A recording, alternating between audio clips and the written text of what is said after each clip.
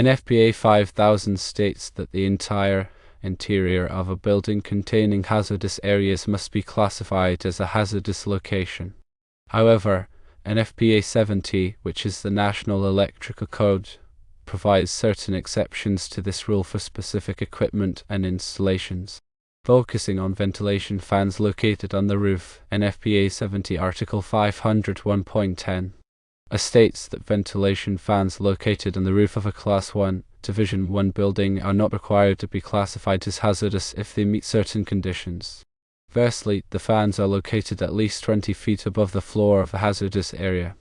Secondly, the fans are not exposed to hazardous vapors or gases. And thirdly, the fans are not used for exhaust from hazardous areas. Considering external fixtures, NFPA 70 Article 501.10.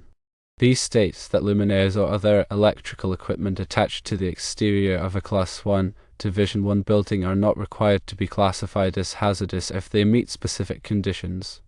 Firstly, the equipment is located at least 10 feet above the floor of the hazardous area. Secondly, the equipment is not exposed to hazardous vapors or gases. Thirdly, the equipment is not used for lighting hazardous areas.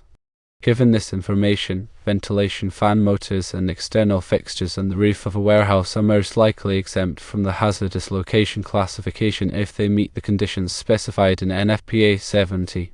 To ensure compliance and proper documentation, firstly, confirm that the ventilation fan motors and external fixtures meet the conditions outlined in NFPA 70 Article 501.10 and 501.10 b. Secondly, document the exemption for the non-classified equipment in the building's electrical drawings or other appropriate documentation.